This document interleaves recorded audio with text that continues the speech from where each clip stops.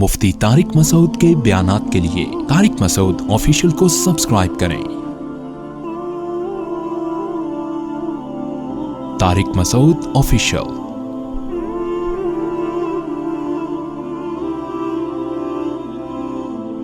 قرآن کہہ رہا ہے فَعَصَوْا رَسُولَ رَبِّهِمْ، اپنے پروردگار جس نے پیدا کیا، جو ان کو پالتا ہے، رب کا معنی پالنا، جو ان کو کھلاتا ہے، ان کی ضرورتوں کا خیال کرتا ہے، مشرق سے سورج کو نکال کے دھکا دے کے مغرب میں غروب کرتا ہے،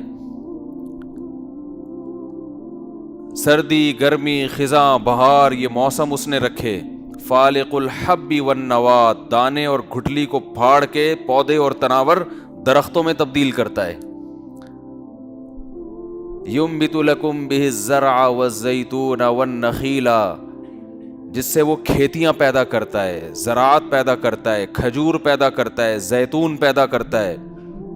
کیا عجیب چیز ہے! آپ دیکھو، زمین کو آپ کھودتے ہو، بہت گہرائی میں جاتے ہو تو آئل نکلتا ہے، اس میں سے تیل نکلتا ہے۔ سائنسدان کہتے ہیں پتہ نہیں صدیوں کروڑوں سال پہلے کوئی یہاں ہڈیاں وڈیاں دفن ہوئی ہیں، جو کروڑوں سال بعد جا کے کس میں تبدیل ہوئی ہیں؟ آئل میں۔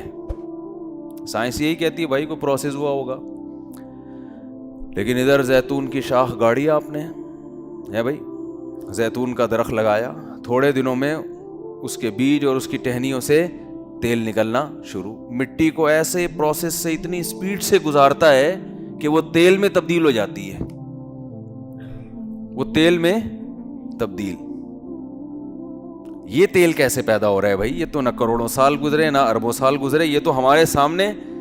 مجھے نہیں پتا زیتون کا پودا کتنے دن میں بڑا ہو کے تیل دینا شروع کر دیتا ہے وہ، اور کیسا خاندانی تیل، کیسا بہترین، صحت کے لیے کتنا مفید، کولیسٹرول لیول زیرو، آنکھوں میں چمک پیدا، بالوں میں چمک، دنیا میں مہنگا ترین تیل ہے، کتنی جلدی پیدا ہو رہا ہے۔ ایک وہ بھی تیل ہے جس کو ہم دیسی گھی کہتے ہیں، کوئی کروڑوں اربوں سال کا پروسیس نہیں ہے، ٹھیک ہے نا؟ اللہ نے ایسی مشینیں بنائی ہوئی ہیں گائے بھینسوں کی، اللہ کہتے ہیں سوکھا چارہ کھلاؤ اس کو، سوکھا چارہ جس میں تیل، ہڈیوں میں تو پھر بھی کچھ آئل وائل ہوتا ہوگا نا، ڈاکٹر کہتے ہیں، سائنسدان کہتے ہیں کہ یہ کروڑوں سال زمین کی تہ میں ہڈیاں رہی ہیں، وہ کروڑوں اربوں سال میں تیل بن گئی یا کیا بن گئی، ہڈیوں کا تیل ہو گیا، اور ہڈیاں تیل لینے چلی گئیں، ہڈیاں ختم، وہ تیل لینے گئی بھی ہیں اور وہ لے کے آ گئیں تیل وہ۔ لیکن اس سے زیادہ اچھا تیل جو ہم کھاتے ہیں، جو جم جاتا ہے، جسے گھی کہتے ہیں، جمنے والے تیل کو کیا کہتے ہیں؟ گھی۔ کتنی جلدی پیدا ہو رہا ہے، اللہ نے ایک مشین بنا دی گائے بھینس کی شکل میں، سوکھا چارہ، نہ اس میں ذرا سی کوئی چکناہٹ ہے۔ آپ سائنسدانوں کے پاس لے کے جائیں، کسی ملحد کے پاس لے کر جائیں، خدا کو نہیں مانتا، جس نے کبھی گائے بھینس دیکھی نہ ہو، ایسا ہوتا نہیں، ایک مثال دے رہا ہوں، بول بھائی اس سے انسانوں کی ضرورت ہے دیسی گھی کھانا، انسانوں کی ضرورت کیا ہے؟ دیسی گھی۔ سنا ہے بڑا صحت کے لیے مفید ہے، کولیسٹرول نہیں بڑھتا اس سے، اور پیٹ کے لیے بھی اچھا ہے۔ حقیقت بتا رہا ہوں، جنرل نالج بھی ساتھ ساتھ چلتی ہے نا۔ جن لوگوں کو پیٹ کے مسائل ہیں نا، دیسی گھی سے روٹی کھانا شروع کر دیں، سیٹ ہو جائیں گے انشاءاللہ۔ تو کسی ملحد ایتھیس کے پاس نا، جو خدا کو نہیں مانتے، ان کے پاس لے کے جاؤ، بولو یار، وہ کہیں گے بھائی کروڑوں اربوں سال گزریں گے، زمین میں ڈال دو شاید کچھ ہو جائے، ورنہ اس سے کچھ ہونے والا ہے نہیں۔ کہ نہیں یار، کیا یہ پاسبل ہے کوئی ایسی مشین بن جائے، ہم ادھر گھاس ڈالیں اور تھوڑے دنوں میں تیل نکل جائے؟ انہوں نے کہا نہیں، یہ نہیں ہو سکتا، اٹ ازنٹ پاسبل۔ انگلش میں بولے گا تاکہ آپ اور زیادہ امپریس ہوں اس سے، وہ دیسی زبان استعمال نہیں کرے گا، انگلش میں تحقیقات کتابیں پیش کرے گا آپ کے سامنے۔ وہ فلاں سائنسدان کا یہ نظریہ تھا کہ گھاس سے کبھی بھی تیل نہیں نکل سکتا۔ آپ کہو گے کہ آؤ میں تمہیں ایک مشین دکھاتا ہوں، آؤ میں تمہیں ایک مشین دکھاتا ہوں۔ آپ لے گئے پنجاب سے کوئی تگڑی بھینس، آپ نے اس کو چارہ کھلایا، تھوڑی دیر میں اس کے تھن دودھ سے بھر گئے. فوراً رزلٹ آتا ہے. آپ جانور کو چارہ کھلاؤ نا، فوراً رزلٹ آتا ہے. آپ نے جناب دودھ نکالا اس سے، وہ چکنا گاڑھا، وہی بتا رہا ہے کہ میرے اندر آئل بہت ہے، وہ دودھ بتا رہا ہوتا ہے. پھر آپ نے اس کو پکایا، ملائی نکالی، مکھن نکالا، اسے گرم کیا، دودھ الگ ہو گیا اور آئل، تیل اس میں سے، اتنا خوشبودار، اتنا مزیدار گھی. آپ بولیں یہ لے میں نے گھاس سے نکال دی. وہ بدبخت پتہ ہے کیا کہے گا؟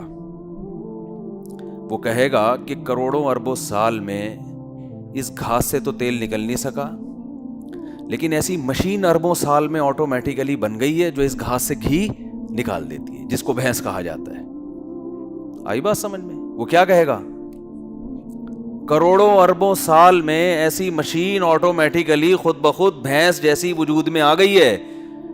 وہ ایک سیل وجود میں آیا تھا اتفاق سے، کروڑوں اربوں سال گزرتے گزرتے وہ پتہ نہیں کیا کیا بنتے بنتے، کوئی بندر سے انسان اور وغیرہ وغیرہ ہوتے ہوتے بھینس. یہ اس کی وجہ سے ہو رہا ہے، یہ اتفاق ہے. ذرا سی غیرت ہوگی نا، غیرت، ذرا سی غیرت کہ اپنے بنانے والے اور اپنے محسن کو پہچاننے کا ذرا سا بھی جذبہ ہوگا، وہ اس کے اس دعوے کو کبھی قبول نہیں کرے گا اور غضب سے زمین میں گڑ جائے گا، وہ شرم سے زمین میں گڑ جائے گا. کیسی بات کر رہا ہے؟ تو جو خدا کا انکار کرنے والے لوگ ہیں نا، جن کو اللہ کی نافرمانی جرم لگتی نہیں ہے، وہ صبح و شام خدا کی نشانیاں دیکھ دیکھ کر اندھے بنے ہوتے ہیں. قرآن کہتا ہے فَإِنَّهَا لَا تَعْمَى الْأَبْصَارُ. عجیب انداز دیکھو، یہ میں جب بھی آیت سناتا ہوں نا، یہ مجھے مزہ بہت آتا ہے اس میں. وجہ اس کی یہ کہ قرآن نے یہ نہیں کہا ان الابصار لا تعمى، اصل میں عبارت یوں ہونی چاہیے تھی کہ آنکھیں اندھی نہیں ہوتی ولکن تعمى القلوب، بس یہ ہونا چاہیے تھا، لیکن دل اندھے ہو جاتے ہیں. قرآن یہ بتانا چاہ رہا ہے کہ آنکھیں سے سب نشانیاں نظر آ رہی ہیں، گائے بھی نظر آ رہی ہے، بکری بھی نظر آ رہی ہے، بھینس بھی نظر آ رہی ہے، انڈوں سے چوزے نکلتے ہوئے بھی نظر آ رہے ہیں، اور مرغی اپنے بچوں سے محبت کر رہی ہے، یہ بھی نظر آ رہا ہے، اور گھٹلی پھٹتی ہے، تناور درخت میں تبدیل ہو کے پھر اسی میں سینکڑوں گھٹلیاں پیدا ہو جاتی ہیں بالکل اسی جیسی، اور پھر اس گھٹلی کو دفن کرو، پھر پودا، پھر آم، پھر اس کے اندر ویسا ہی گھٹلی، پھر اس کے اندر ایسا لذت والا ذائقہ اس آم کے اندر، پھر اس کے چھلکے تمہارے جانور کھاتے ہیں، اندر کا گودا تم کھاتے ہو. تو یہ ایسا زبردست ایک پروسیس ہے، اتنا زبردست ایک مینجمنٹ ہے اس کائنات کے اندر. قرآن کہہ رہا ہے تم دیکھ دیکھ کے خدا پر ایمان نہیں لے کر آ رہے تو آنکھیں اندھی نہیں ہیں، وہ سوچنے کے لیے دل اندھے ہو چکے ہیں جو سینوں کے اندر چھپے ہوئے ہیں. بعض دفعہ آنکھیں دیکھ رہی ہوتی ہیں، سمجھ نہیں رہی ہوتی کہ یہ ہمیں کیوں دکھایا جا رہا ہے،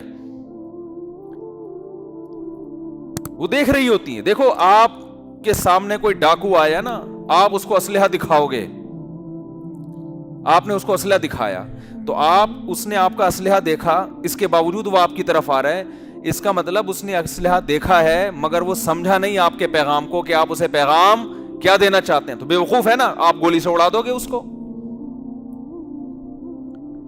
جب اس کو گولی لگے تو وہ کہے یار یہ کیا ہو گیا، تو آپ کہو گے میں نے تجھے اسلحہ دکھایا تھا کہ میں اپنے دفاع کے لیے میرے پاس بندوق ہے. وہ کہے گا نہیں یار مجھے نظر نہیں آ رہا تھا. آپ کہو گے تیری آنکھیں اندھی نہیں ہیں، آنکھ دیکھنے کے بعد جب دل کچھ فیصلہ کرتا ہے نا تو وہ فیصلہ کرنے کے قابل نہیں ہے، دل کا غافل ہے تو قرآن اس بات کو بیان کرنے کے لیے یہ کہہ سکتا تھا ان الابصار لا تعمى، آنکھیں اندھی نہیں ہوتی، دل اندھے ہوتے ہیں، لیکن قرآن نے کلام کو لمبا کیا. فَإِنَّهَا، ہا ضمیر قصہ، اس کا مطلب یہ ہوتا ہے بات یہ ہے کہ، قصہ یہ ہے کہ لا تعمى الابصار، آنکھیں اندھی نہیں ہوتی، ولیکن تعمى القلوب، وہ دل اندھے ہوتے ہیں، فی الصدور، جو سینوں میں چھپے ہوئے ہیں.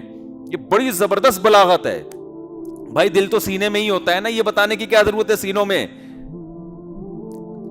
یہ بلاغت ہے کہ اللہ پہلے تو بات کو طول دے رہے ہیں. بات یہ ہے کہ بہت امپورٹنٹ بات ہے، اس کو ہلکا نہ لینا، کیونکہ بڑے بڑے عقل مند لوگ ہمیں نظر آتے ہیں جو خدا کا انکار کر رہے ہیں، بڑے بڑے سائنٹسٹ نظر آتے ہیں، بڑے پڑھے لکھے لوگ، تو آدمی حیران ہوتا ہے یار اتنے اتنے پڑھے لکھے لوگوں کو کیسے سمجھ میں نہیں آ رہا؟ اس کا مطلب واقعی یہ کچھ ڈاؤٹ ہے اس میں، ہم بے وقوف ہیں، وہ تھوڑی بے وقوف ہیں. تو اللہ کہہ رہے ہیں ہمیں بٹھا کے نہ سمجھا رہے ہیں. بات یہ ہے کہ بھائی بیٹھو ذرا میں تمہیں سمجھاؤں قصہ ہے کیا، قصہ کیا ہے، آؤ ہم تمہیں ذرا بیٹھ کے بٹھا کے سمجھاتے ہیں، قصہ تو سمجھو. لا تعمل ابصار، آنکھیں اندھی نہیں ہے، نظر ان کو بھی آ رہا ہے، دل اندھے ہیں. اللہ کس دل کی بات کر رہا ہے؟ لگے وہی جو سینوں کے اندر چھپے ہوئے دل ہیں، وہ نظر نہیں آ رہا تمہیں، ان کی آنکھیں نظر آ رہی ہیں. تم کہہ رہے ہو یار آنکھوں سے تو یہ سب کچھ دیکھ رہے ہیں، پھر بھی انکار کر رہے ہیں، کوئی لاجک ہوگی. اللہ کہتے ہیں آنکھوں سے دیکھ رہے ہیں، دل کا سمجھنا نہ سمجھنا یہ تمہیں نظر نہیں آتا.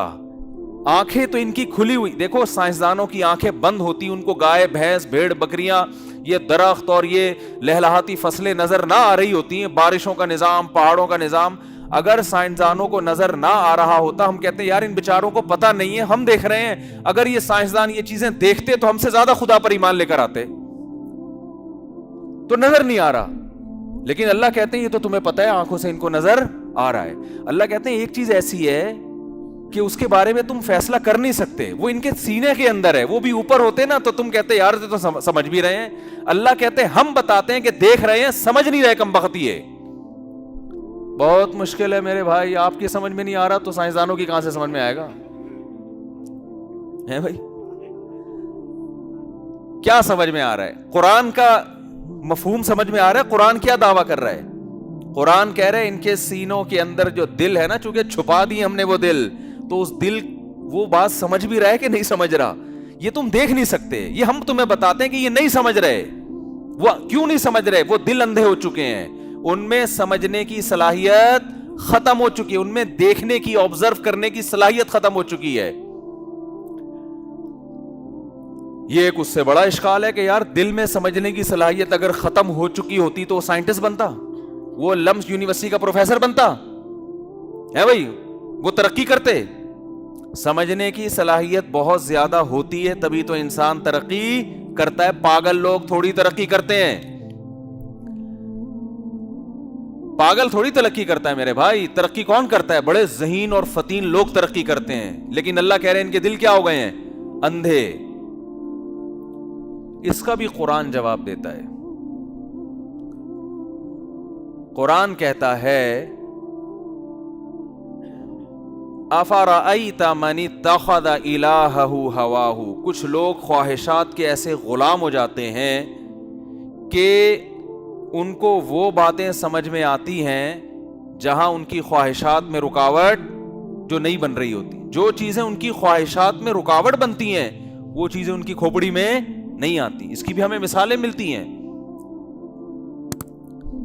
شعیب علیہ السلام نے جب اپنی قوم کو سمجھایا کہ ناپ تول میں کمی مت کرو، ایک دفعہ نہیں، دو دفعہ نہیں، بہت دفعہ سمجھایا، تو قوم پتہ ہے کیا کہتی ہے؟ ما نفقہ کثیرا مما تقول، آپ کی باتیں ہماری کھوپڑی میں نہیں آتی. حالانکہ کوئی ایسی بات ہے جو کھوپڑی میں نہ آئے. پتہ نہیں کیا وہ کہتے ہیں، پتہ نہیں کس طرح کی باتیں کر رہے ہیں یار، یہ پتہ نہیں کس طرح کی باتیں کر رہے ہیں. مس گیدرنگ نہ ہو شادی میں، پتہ نہیں کس قسم کی باتیں ہو رہی ہیں. کیا ہو گیا یار؟ کوئی مس گیدرنگ ہوتی، کوئی چھیڑیں گے کیا؟ چھیڑنے کے لیے ہوتی ہیں. لوگ اس طرح کی باتیں کرتے ہیں نا. آج دنیا کا سب سے بڑا مسئلہ بے حیائی بنا ہوا ہے. جو مذہب کے مخالف لوگ ہیں نا، ان کو سب سے تکلیف اس سے ہوتی ہے کہ عورت کو پردے میں چھپایا کیوں جائے. اور یہ مس گیدرنگ اور یہ کیا مولویوں نے بنایا ہوا ہے. کل مجھے کسی نے ڈرامے کا کلپ بھیجا کہ یہ ڈراموں میں کیا بےہودگی دکھائی جا رہی ہے. وہ تو شکر ہے جس نے بھیجا ہے نا، اس کے یعنی جو کلپ بنانے والا ہے اس نے اس کے مخالف بنایا.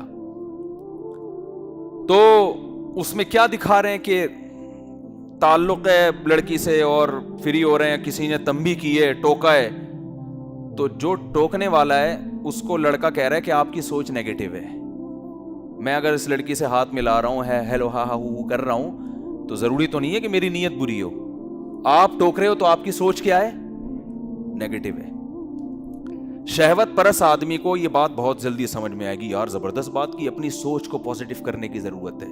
کیا خیال ہے؟ لوگ کہتے ہیں نا، آپ لڑکیوں سے کوئی گلے بھی مل رہا ہے تو ہو سکتا ہے بہن سمجھ کے مل رہا ہو. سوچ کو کیا کرو؟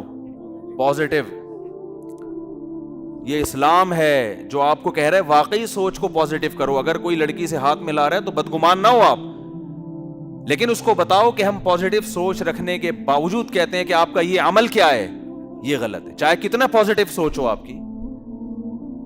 پردے کا مطلب یہ تو نہیں ہے کہ سارے معاشرے میں ٹھرکی گھوم رہے ہیں، اور اگر عورت بے پردہ گھومے گی تو سارے زانی بن جائیں گے۔ اسلام نے دعویٰ ہی نہیں کیا ہے۔ اسلام کہتا ہے برائی کو روکنے کے لیے اس کو جڑ سے ختم کرنا پڑے گا۔ جو چیز برائی کا ذریعہ بنتی ہے وہ چیز بھی اسلام میں کیا قرار دیا اس کو؟ برا۔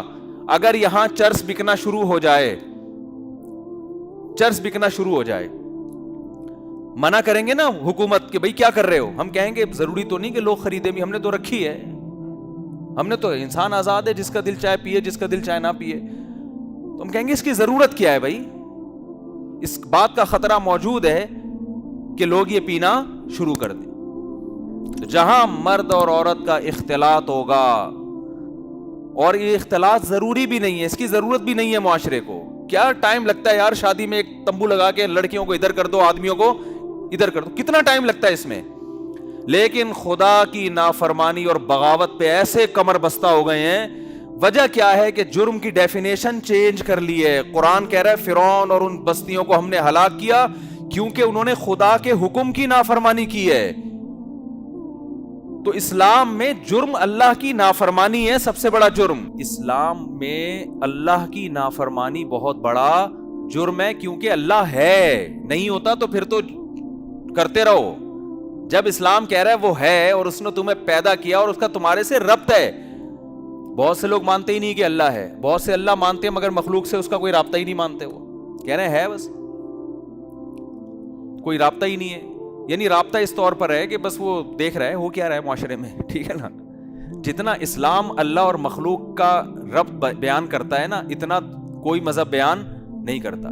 اسلام تو کہتا ہے ہر چیز میں اللہ ہے، ہر چیز میں گائیڈ کر رہا ہے وہ اللہ تمہیں۔ وہ تمہیں بتا رہا ہے صبح اٹھنا کب ہے، فجر سے پہلے اٹھنا ہے، ایسے عبادت کرنی ہے، ایسے وضو کرنا ہے، ایسے استنجا کرنا ہے، ایسے پانی کو پاک رکھنا ہے، ایسے غسل جنابت ہوگا، اور ایسے پیسہ کمانا ہے، اور سود سے بچنا ہے، اور جائز تجارتوں کے طریقے اس نے قرآن میں بیان کیے، اور چور کو یہ سزا دی جائے گی، معاشرے کی اصلاح کیسے ہوگی، گھر کی اصلاح کیسے ہوگی، شوہر کے کیا حقوق، بیوی کے کیا حقوق، ماں باپ کے کیا حقوق، بچوں کے کیا حقوق، ان کی وراثت کیسے تقسیم ہوگی، لباس کیسا، کہاں تک چھپانا فرض ہے، کہاں تک تم کھول سکتے ہو اپنی باڈی کو، عورت کے حکام کیا ہیں، مرد کے حکام کیا ہیں، مرد اور عورت پردے کے حکام، عورت پہ کتنا پردہ فرض ہے، وہ تو ایک ایک چیز میں گائیڈ کر رہا ہے۔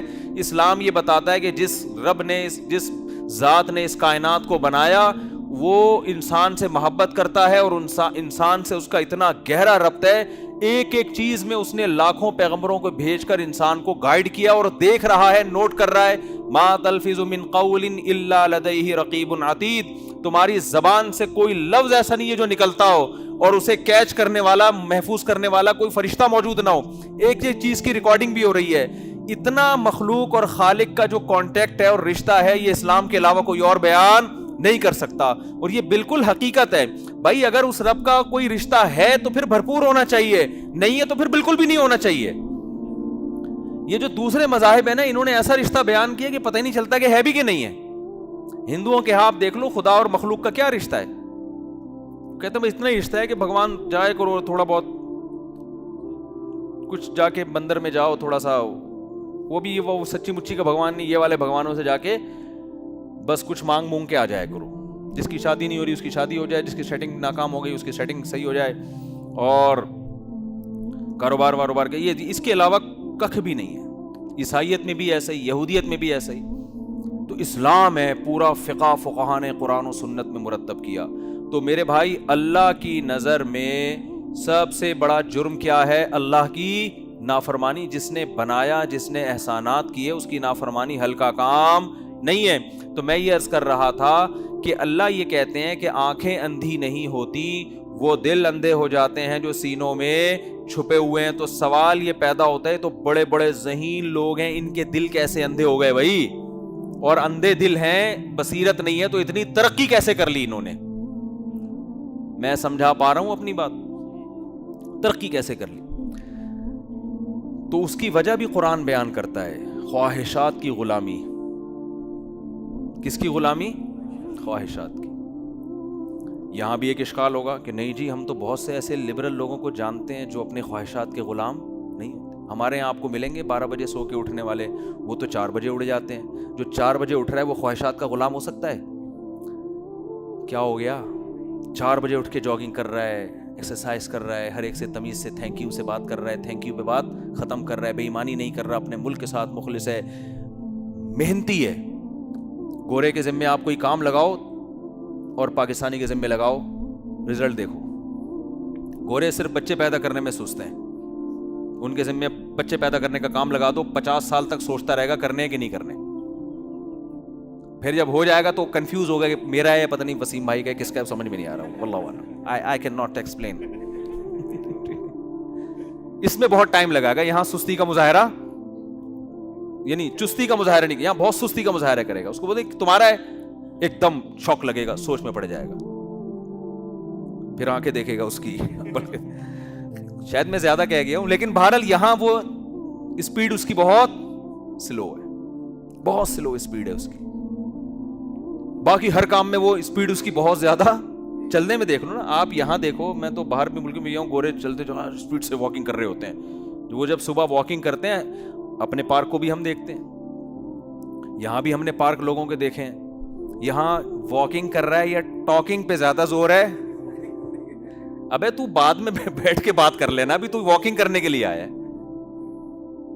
ایسے لہراتے ہوئے جا رہے ہوتے ہیں جیسے کوئی ایڈورٹائزمنٹ کے لیے نا, چپلوں کا اشتہار آ رہا ہے یا کوئی پتہ نہیں کس کا ایڈورٹائز کر رہے ہیں, وہ نہیں جا رہے ہیں. بونینزا کا پہلے اشتہار آیا کرتا تھا ہمارے زمانے میں, جب چھوٹے بچے تھے تو ٹی وی میں بونینزا کا نا لہراتا ہوا جاتا تھا, پھر اس کی کرتا دکھاتے تھے, کیا خوبصورت بل پڑ رہے ہیں اس میں. اس طرح کے واکنگ ہو رہی ہے ہماری صحت بنانے کے لیے. تو جو ڈاکٹر کے مشورے پہ چل رہے ہیں نا, ان سے بھی چلا نہیں جا رہا. ہر کام میں کیا ہے؟ سست. انگریز کی اسپیڈ ہر کام میں کیا ہے؟ تیز ہے, سوائے یہ والے کام کے. تو ہمارے اس میں الحمدللہ اب سلو ہو گئی ہے کافی, لیکن ان کی نسبت بہرحال اسپیڈ پھر بھی تیز. میں وہ آسٹریلیا گیا نا, بار بار یہ واقعہ بیان کرتا ہوں آسٹریلیا والوں کو تاکہ غیرت آئے. بیان تو آسٹریلیا میں بھی سنا جاتا ہے نا. آسٹریلیا میں گیا تو وہاں مجھے پتا چلا کہ یہاں کی گورنمنٹ نے ایک لا تھا کہ جتنے بچے پیدا ہوں گے اس کا الگ سے الاؤنس ملتا ہے اور ٹھیک ٹھاک ہوتا ہے. تو بہت سے پاکستانیوں نے سارے کام چھوڑ کر یہی کام کہ کچھ کرنے کی ضرورت, بچے پیدا ہو رہے ہیں پیسے لو, بچے پیدا ہو رہے ہیں پیسے لو. گورنمنٹ نے وہ سسٹم ہی ختم کر دیا. تو میرا وہاں بیان تھا, میں نے کہا دیکھو گورنمنٹ نے اگرچہ پالیسی ختم کر دی ہے لیکن آپ کی اسپیڈ میں کوئی فرق نہیں آنا چاہیے. یہ بہت بڑا ملک ہے, اتنا بڑا کنٹری ہے, 3 انڈیا سما جائیں اس کے اندر, اور آبادی کچھ بھی نہیں ہے. یعنی ایک شہر سے دوسرے شہر جانے میں 4-4 5-5 گھنٹے کی فلائٹس ہیں. آپ یہاں سے اسلام آباد بھی جاتے ہو تو 1.5-1.5 گھنٹے میں پہنچ جاتے ہو, جو بالکل کراچی پاکستان کا دوسرا کونا ہے. لیکن آسٹریلیا کے اندر ایک شہر سے دوسرے شہر جا رہے ہو 5 گھنٹے لگ رہے ہیں. اتنا بڑا, اتنی اسپیس ہے, بندے مارکیٹ میں ہے ہی نہیں. تو میں نے کہا بھائی اسپیڈ میں ذرا بھی کمی نہیں آنی چاہیے, کیونکہ آپ کی اسپیڈ بڑھے گی. یہاں وسائل بہت ہیں, اتنے وسائل ہیں کہ اسپیس بہت زیادہ ہے. اتنی اسپیس ہے, آپ اتنے بڑے بڑے جنگل ہیں وہاں پہ, اسپیس بھی بہت ہے اور وسائل بھی, زمین بھری ہوئی ہے سونے سے, تو اتنے وسائل ہیں ان کے پاس. تو میں نے کہا یہاں تو اتنی اسپیڈ ہو کہ دنیا کا اصول ہے کہ جس قوم کا گروتھ ریشو زیادہ ہوگا بالآخر غالب آئے گی. تو آپ کی اتنی اسپیڈ ہو جائے گی تو پتہ نہیں, اب غیرت آ نہیں رہی ان لوگوں کو سن کے. خیر, تو میں یہ عرض کر رہا تھا کہ کوئی یہ کہہ سکتا ہے کہ آپ یہ کیسے کہہ سکتے ہیں کہ یہ دنیا پرست لوگ یہ خواہشات کے غلام ہوتے ہیں. میں کہہ رہا ہوں, قرآن کہہ رہا ہے نا کہ بھائی ان کو خدا سمجھ میں کیوں نہیں آ رہا, کیوں نہیں آ رہی, ان کے دل کیا ہو چکے ہیں, اندھے. اور اندھے کیوں ہیں؟ خواہشات کے غلام. بات سمجھ میں آ رہی ہے یہاں تک؟ خواہشات کے غلام. تو ہر چیز پر اعتراض ہو رہے ہیں نا. پہلا اعتراض, دل کیسے اندھا ہو گیا بھائی, یہ تو بڑے ذہین لوگ ہیں. ذہین آدمی کا دل اندھا تھوڑی ہوتا ہے. ذہین ہونے کی سب سے بڑی علامت ان کی ترقی.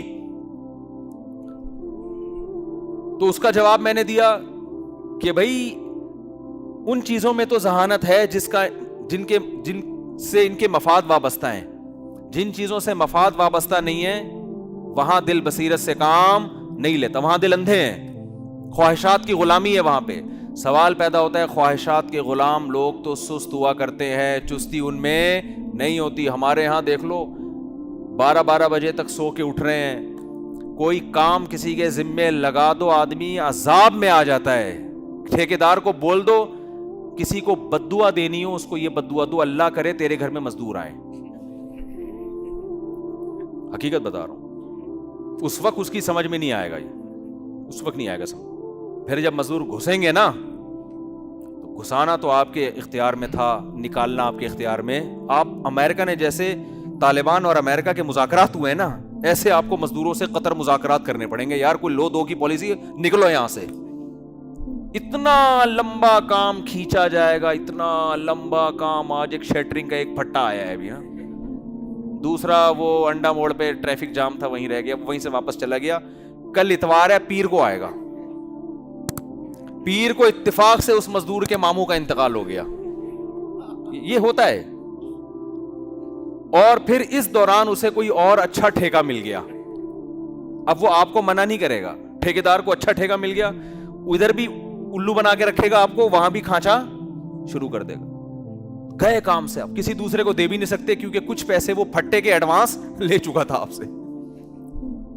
یہی چلتا رہے گا. پھر جمعہ آ گیا تو پھر فلانا آ گیا, پھر ڈمکانا آ گیا, پھر وہ آپ کی بچوں کے دور میں جا کے جب آپ نے اپنی جوانی میں اپنے لیے گھر بنانا تھا, وہ 50-50 والا یاد آتا ہے کہ لاہور سے گاڑی چلی, ٹرین 50-50 میں دکھایا تھا پرانے زمانے میں. ٹرین پہلے تو ٹرینیں بہت لیٹ ہوتی تھی نا, ٹرین چلی ہے, چھوٹے بچے لاہور میں اسکول کی چھٹیاں منانے کراچی آ رہے ہیں. کہاں آ رہے ہیں؟ کراچی. 2 مہینے کی 3 مہینے کی چھٹیاں ہوتی ہیں نا پنجاب میں. تو بتایا کہ جب ٹرین کراچی پہنچی ہے تو بچے بڑے ہو چکے تھے اس حقیقت ہے, بچے کیا ہو چکے تھے؟ بڑے ہو گئے تھے. اس میں ایک بوڑھے میاں بھی تھے, ایک جوان تھا وہ بوڑھا ہو چکا تھا. بچوں کی پینٹیں نیکریں بن چکی تھی نا, ٹانگیں بڑھتی چلی آ رہی ہیں. جو بیچارہ جو جوان جو کراچی اسٹیشن پہنچے تو وہ بوڑھا ہو چکا تھا, تو وہ کھڑکی سے ہاتھ باہر نکالتا ہے, بولتا بیٹا کراچی آ گیا؟ انہوں نے کہا آ گیا. یہ کہا اور مر گیا وہ. مطلب یہ کہ اب اس کے ایام. تو یہی حال مزدوروں کا ہے. ٹھیکیدار کو آپ کوئی کام دے دو, اتنا گھسیٹتا ہے کہ آدمی کی امیدیں تھی نا کہ میں اپنے جوانی میں اپنے واش روم میں یہ نلکا دیکھنا چاہتا ہوں, وہ اس کی جوانی میں یہ خواہش پوری نہیں ہوتی. بچے دیکھ رہے ہوتے ہیں آ کے. تو ہر چیز میں سست ہیں, تو خواہشات کے غلام تو ہم ہیں نا. وہ کہاں سے خواہشات کے غلام ہو گئے؟ وہ تو بھائی یہ چائنیز کو دیکھو, صبح صبح اٹھتے ہیں. کیا میں نے تو ایک جگہ میں رہا, چائنیز کے ساتھ رہا ہوں, کسی کلب میں ہم نے 3-4 دن کی ورکشاپ تھی تو وہاں چائنیز بھی آئے ہوئے تھے. وہ صبح 4 بجے اٹھ کے جاگنگ ہو رہی ہے ان کے, بڑا فٹ فاٹ ایسے پچنگ پونگ کر کے نا, اسپیڈ کے ساتھ ہر چیز. یہ بیان کے بعد دیکھ, یہ جمع کر لیں کیا ہے بھائی. بیان کے بعد کھانے کا انتظام ہے تمام لوگوں کا. واہ بھی واہ بھائی, انہوں نے کیا ہے, زندہ باد ہو گیا. اب دیکھو پچھلی دفعہ کھانا ہوا تھا, رش دیکھو اس دفعہ, حالانکہ اس دفعہ کھانے کا کوئی اعلان نہیں ہوا. تو کیا کہہ رہا تھا میں؟ تو سست کہاں سے ہو گئے؟ سست قوم چاند پہ پہنچتی ہے؟ نہیں آ رہی بات. سست قوم چاند پہ نہیں پہنچتی. تو خوب اچھی طرح سمجھ لو, بعض دفعہ انسان خواہشات کی غلامی میں بھی چست ہوتا ہے. سمجھتے ہو؟ یہ چھوٹی موٹی خواہشات نہیں ہیں, ان کی ایک بہت بڑی خواہش ہے. اسلام اس بہت بڑی خواہش میں سب سے بڑی رکاوٹ ہے. کیونکہ اگر یہ لوگ ان دلائل کو دیکھ کر, اللہ کی نشانیوں کو دیکھ کر خدا پر ایمان لے آئیں تو یہ ہماری طرح بے وقوف نہیں ہے. ان کو پتا ہے اگر ہم یہ مان لیں کہ خدا ہے تو اگلا سوال کھڑا ہوگا کہ اس نے ہمیں کیوں پیدا کیا, وہ کیوں ہے, اس کا ہمارے سے لنک کیا ہے, رابطہ کیا ہے. کیونکہ آپ پھر اس کو اپنے معاشرے سے نکال نہیں سکتے, بالکل الگ تھلگ نہیں کر سکتے. گاڈ ہے, کیا کرے بھائی, گاڈ ہے تو پھر مذہب درمیان میں گائیڈ کرتا ہے. پھر خدا اپنے رسولوں کے ذریعے پیغام دیتا ہے, میں ہوں, میں نے تمہیں کیوں بنایا, اپنی عبادت کے لیے, اپنی اطاعت کے لیے, آزمائش کے لیے, امتحان کے لیے. یہ میری کتابیں ہیں, اس میں یہ لکھا ہے کہ یہ حلال ہے, یہ لکھا ہے کہ یہ حرام ہے. پورا حلال و حرام کا ایک دروازہ کھل جائے گا, زنا اللیگل ہو جائے گا, ہومو سیکس اللیگل ہو جائے گا, وراثت کے حکام امریکہ کے, برطانیہ کے, جرمنی کے 2 منٹ میں قلعدم ہو جائیں گے, خدا کے حکام آ جائیں گے. یوصیکم اللہ فی اولادکم, جب کوئی شخص مر جاتا ہے تو امریکہ نہیں بتائے گا کہ اس کی وراثت کیسے تقسیم ہوگی, خدا کہہ رہا ہے کہ بیٹے کو دگنا ملے گا, بیٹی کو آدھا ملے گا. پھر تمہیں امریکہ اور یونائٹڈ نیشن نہیں بتائے گی کہ مرد اور عورت باہم ریلیشن قائم کر سکتے ہیں یا نہیں, پھر اللہ بتائے گا کہ ان کا باہمی ریلیشن نکاح کے علاوہ کسی اور ذریعے سے نہیں ہو سکتا, اگر کسی اور طرح سے کیا چوک پہ کھڑا کر کے 100 کوڑے مارو ان کو. پھر اللہ یہ نہیں, پھر تمہیں قانون سازی کا یہ حق نہیں ہوگا کہ چور جو ہے اس کو کیا سزا دی جائے, وہ سزا خدا بیان کر چکا ہے, اس کا ہاتھ کاٹ کے اس کے ہاتھ کو اس کی باڈی سے الگ کر دیا جائے. پھر ڈاکو کی سزا تمہیں لا کی اجازت نہیں ہوگی بنانے کی, پھر خدا یہ کہے گا کہ جو شخص ڈکیتی کرتا ہے اس کے ہاتھ اور پاؤں کاٹ کے چوک پہ لٹکا دو اس کو. پھر تم اپنی بزنس میں, تجارت میں آزاد نہیں ہو, پھر تمہیں بزنس کرنے سے پہلے پوچھنا پڑے گا کہ قرآن نے اس بزنس کی اجازت دی ہے یا نہیں دی. تم کسی کو قرضہ دے کر اس پہ پروفٹ نہیں لے سکتے. بینکنگ کا سارا نظام تیل ہو جائے گا, کروڑوں روپے جو لوگ, آپ کو پتا ہے دنیا میں 10-15 لوگ ہیں جو پوری دنیا کی دولت سمٹ کے ان کے ہاتھوں میں جا رہی ہے, یہ سارا سودی نظام کی وجہ سے ہے. ان 10 کروڑ پتی لوگوں کی دولت 2 منٹ میں کیا ہو جائے گی, تیل ہو جائے گی, سارا سسٹم تبدیل ہو جائے گا. تو یہ چھوٹی موٹی خواہشات کو خاطر میں نہیں لاتے, یہ بڑی بڑی جو خواہشات ہیں نا, انسان جو ہوس کا پجاری بن چکا ہے, ان خواہشات پہ مذہب کی تلوار کی سب سے بڑی زد پڑتی ہے. خدا کو ماننے سے یہ تمام چیزیں ان کو ماننی پڑیں گی, کیونکہ اسلام کے علاوہ نہ کوئی خدا کا انٹروڈکشن پیش کرتا ہے, نہ کوئی خدا کے قوانین بتاتا ہے. یعنی آپ صاف لفظوں میں یوں کہیں کہ اگر سائنسدان سارے کے سارے اور یہ لبرل لوگ خدا کو مان لیں تو خدا کو ماننے کے بعد مولوی کو مانے بغیر ان کے پاس کوئی چارہ ہے نہیں. نہیں آ رہی میرا خیال ہے بات سمجھ میں, آپ کی نہیں آ رہی لیکن ان لوگوں کی آ رہی ہوگی سمجھ میں جن کو میں خطاب کر رہا ہوں, ان کے اچھے بھی سمجھ رہے ہوں گے میں کیا کہہ رہا ہوں.